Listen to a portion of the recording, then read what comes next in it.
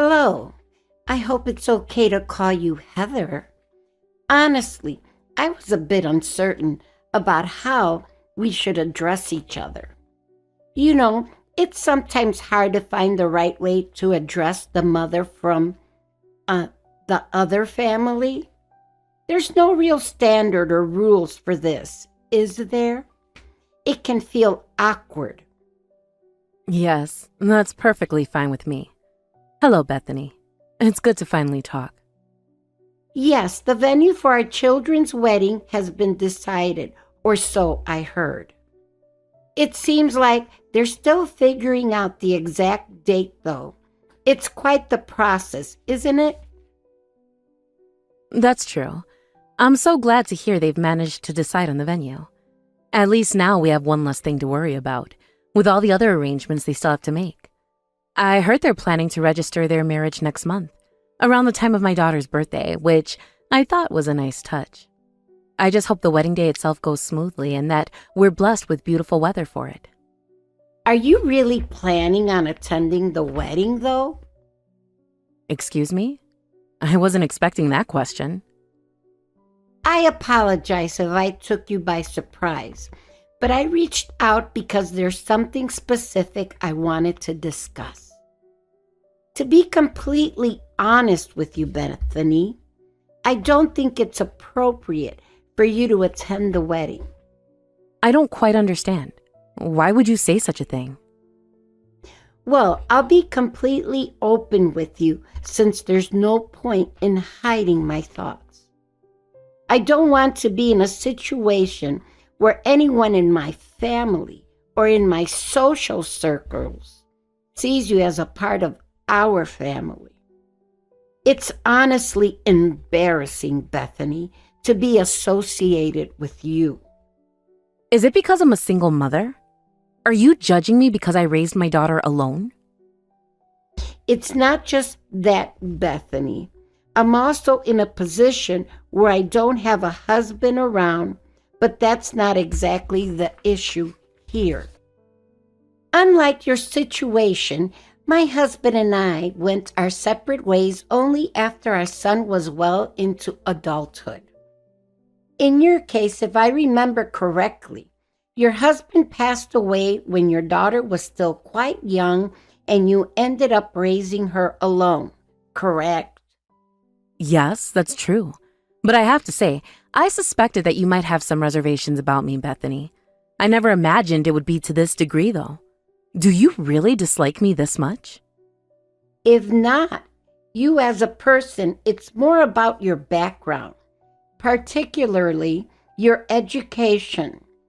If I recall correctly, you didn't even finish high school, did you? That's right. My education stopped at middle school. It's truly hard for me to fathom. Why didn't you go to high school? Were you involved in bad crowds or a delinquent of some kind? No, not at all. It was actually due to my family's financial circumstances. I needed to start working early to help support my family. You see, I have a younger brother and sister, and as the eldest, I couldn't afford the luxury of attending high school.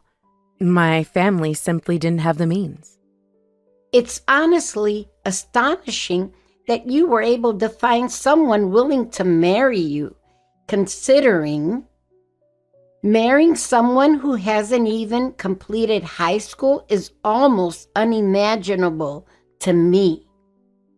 Well, my husband was actually a childhood friend of mine. We grew up together, so he did not concern himself with things like my educational background. Frankly, I've never known anyone without a high school diploma. It's something I've only read about in stories or seen on television, if at all. Perhaps it is rare these days, though it wasn't so uncommon back in my time or in the area where I grew up. When I first heard that my son's girlfriend's mother had not graduated from high school, I couldn't believe my ears. It was shocking to think that my son's future wife was raised by someone with that level of education. Naturally, I started to worry about what kind of a person your daughter might be. I mean, after all, isn't she influenced by you? Even though I wasn't able to attend high school, I did everything in my power to give my daughter the best education possible. I worked long hours and did my best to earn enough so that she wouldn't have to suffer because of my circumstances. I wanted her to have the opportunities that I missed out on. Well, even though I had my doubts, I ultimately decided to tolerate this marriage. After all, it seems like your daughter attended a prestigious university and has a good job at a reputable company.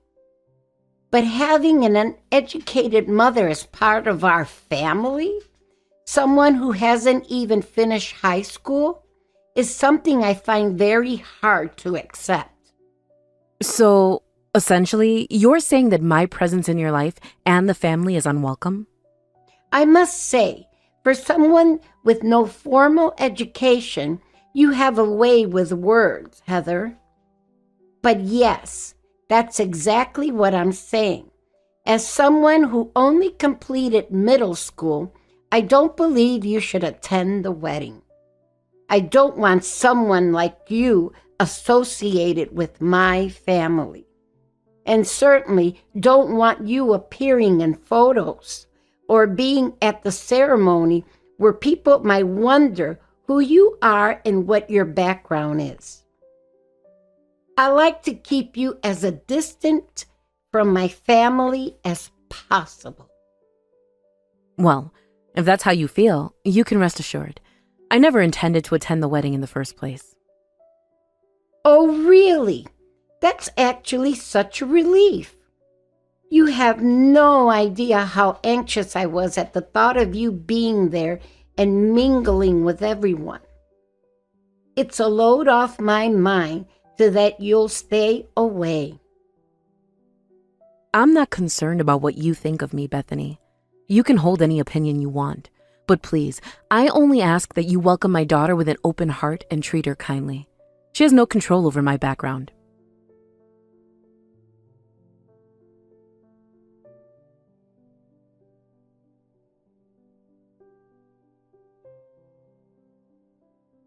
Well, hello there. Spending the day all alone in the house, are we? It must feel pretty lonely, doesn't it? Yes, I'm home today, just taking it easy.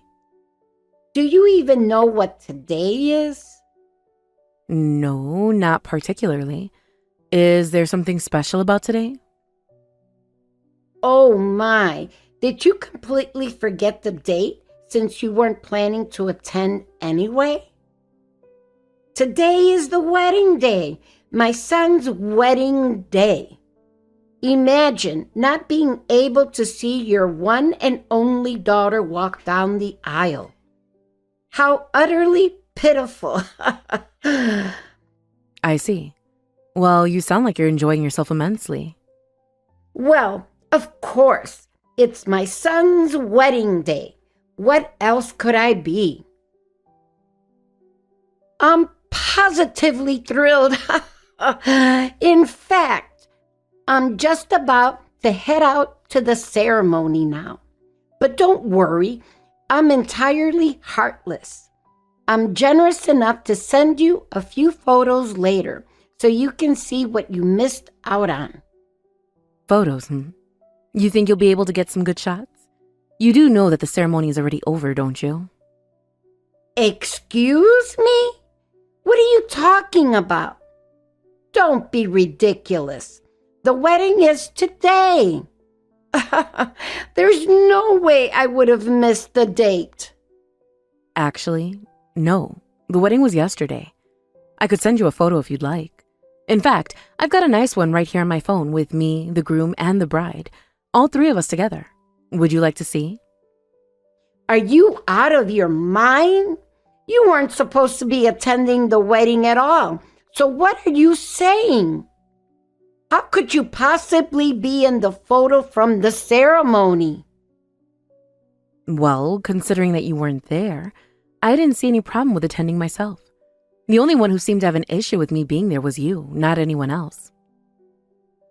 Hold on just a second. If the wedding was actually yesterday, why on earth wouldn't I have been told about it? Are you seriously suggesting that my own son deliberately left me out of his own wedding day? This is nonsense. Don't ruin a perfectly happy day by sprouting nonsense. Left out isn't exactly the right term here. It's more accurate to say that you were provided with the wrong information.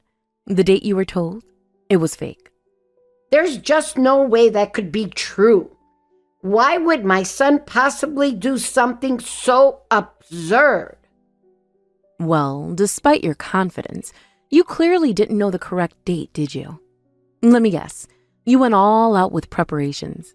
Maybe even got dressed in a fancy dress or a nice formal outfit and had everything ready? Of course I did. I went all the way to one of Manhattan's top salons to get ready. I wouldn't miss this day for anything. Then all those efforts, unfortunately, they went to waste. What on earth are you talking about? Are you seriously getting some kind of satisfaction out of trying to pull one over on me? I'm not making anything up, nor am I trying to make light of the situation. I'm simply telling you the truth. Your son told me directly that he gave you a fake date. He said he wanted me to come and assured me that, with the information he gave you, you wouldn't be there and it would be safe for me to attend. Wait, you're serious? But why would he tell me the wrong date? I don't understand. It seems he really didn't want you at the wedding, to put it bluntly. But if he hadn't given you a date at all, you'd surely have pressed him for the details and kept asking. Giving you a false date was a way to avoid confrontation, at least until the wedding was over. But why? Why would he go to such lengths to keep me away? What reason could he possibly have? What's so wrong with me attending my own son's wedding? Well, Heather, that's a question only your son can answer. It was his decision after all. You must know something. You're close to him, aren't you? So you must know why he would do this. Tell me. Explain it to me. I don't think it would be right for me to speak for him, to be honest. I think it's best if you give him a call and ask him directly about his reasons. This has to be some kind of mix-up. This can't be happening. It doesn't make any sense.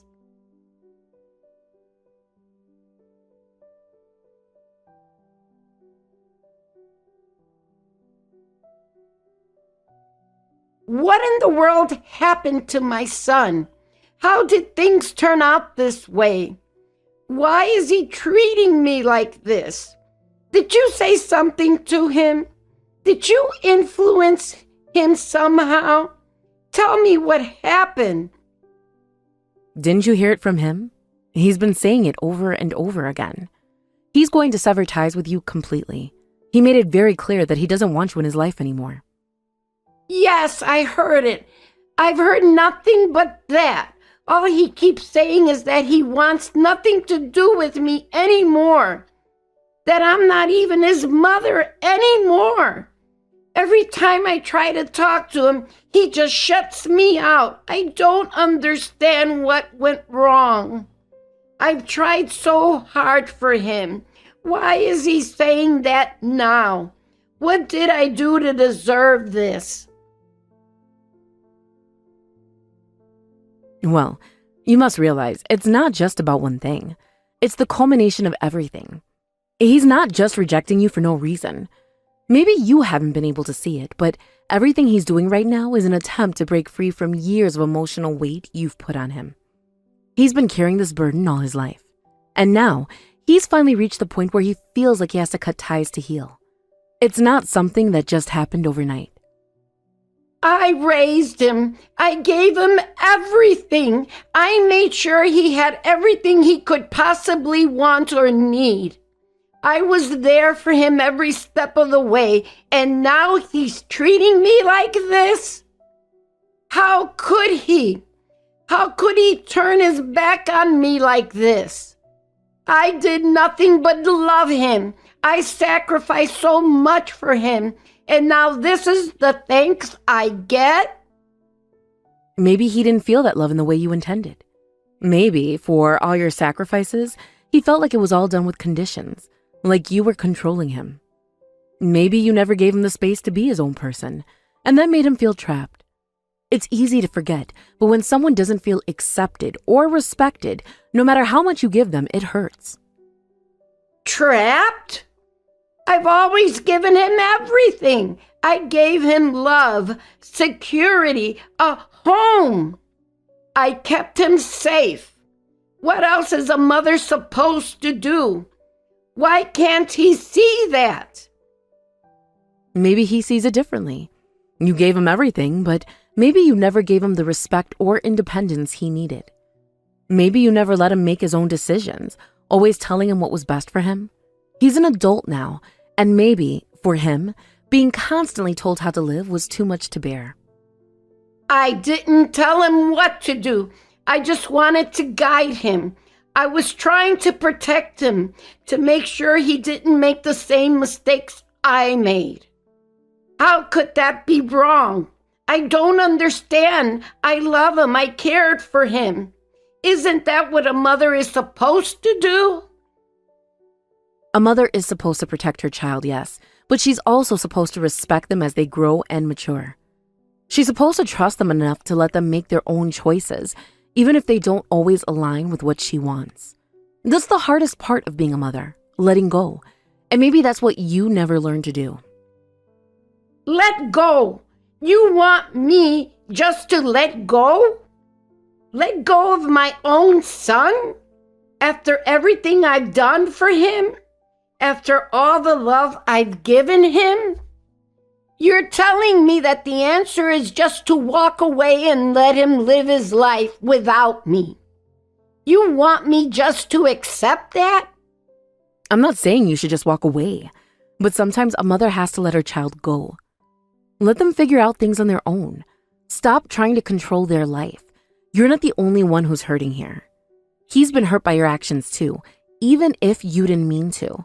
But now he's trying to heal, and part of that means putting distance between you. But I'm his mother. I've always been there for him. I've always supported him. And now he wants to shut me out completely? How can he do that to me? How can he say that I'm not a part of his life anymore? I don't know why you're speaking like this. I've only tried to do what's best for him. What's best for him? You've done what you thought was best, but it wasn't what he needed. You kept pressuring him, making him feel like he couldn't live his life the way he wanted to, and that's why he's pushing you away. I can't believe you're saying all of this to me right now. It's the truth, and deep down you know it. You keep blaming others for everything, but you never take a moment to reflect on your own actions. I've been nothing but supportive of him. I've raised him with so much care and love, and this is how he repays me. You think that just because you took care of him, you're entitled to his gratitude and respect? That's not how it works. He didn't ask for that kind of treatment. He wanted space, and he didn't get it. And now, this is the result. So what are you telling me? It's all my fault? Is that what you think? I'm not saying it's all your fault, but your actions played a big role in this. You pushed him away, and now he's distancing himself from you. I can't believe this. I've been nothing but a mother to him, and now he's treating me like this. You're the one who's been treating him badly. You think that by being his mother, you're entitled to control his life? But he's an adult now. He can make his own decisions, and that includes distancing himself from you if that's what's best for him. This is just too much. I don't know how to fix this. How can I make things right with my son? You need to start by accepting that it's not just about you. It's about understanding your son's feelings, his needs, and his boundaries. You can't just keep pushing him around and expecting everything to be fine. But I've always done everything for him. Doing everything for him isn't the same as respecting his independence and choices. You need to learn that. I just want him back in my life. I can't lose my son. He's the only family I have left. You're not going to fix this by trying to control him or guilt-tripping him. If you really care about him, then you need to start respecting his space and give him the time he needs. Please, tell me what I can do. How can I make him forgive me? The only thing you can do is change your attitude. Stop making it all about your own needs and start considering what he wants and needs. You can't expect him to just forgive you instantly. It's going to take time. But I can't wait that long. I need him back to me now. You're not going to make him come back by pressuring him. You need to give him space. You've pushed him too far already, and now you need to be patient. This is impossible. I don't know how I'm going to go on like this.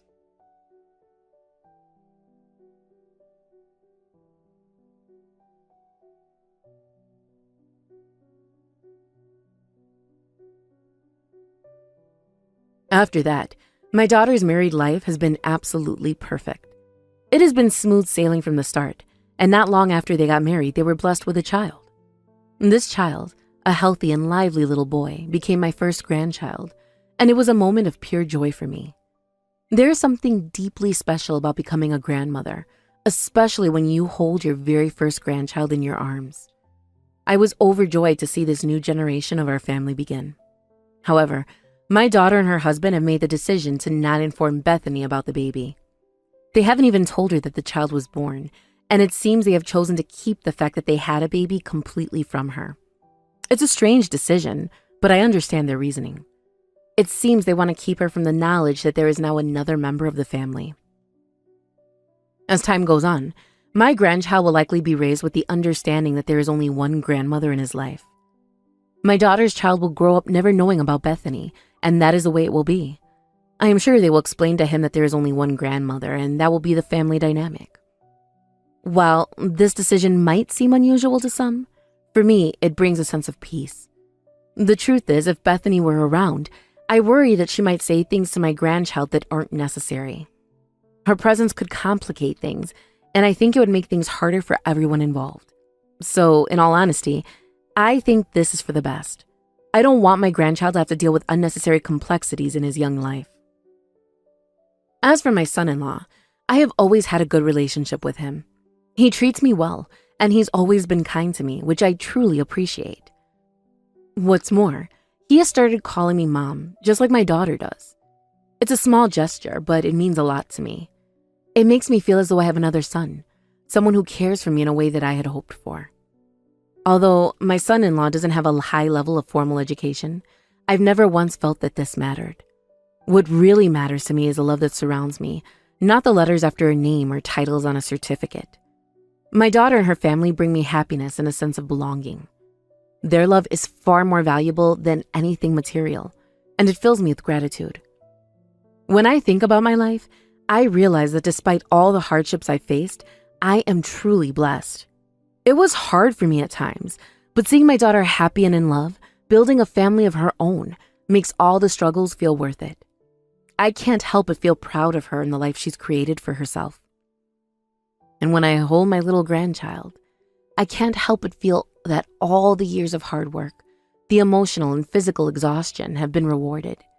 In that moment, when I cradle him in my arms, I know that everything I've gone through in life, every difficulty, every moment of uncertainty has led me to this perfect moment. I feel at peace knowing that my legacy will live on through my daughter and this precious little boy. Thank you for watching and listening. We hope you enjoyed the video. Don't forget to like this video and subscribe. Also, feel free to leave a comment about what you thought of the story. We look forward to seeing you at the next story.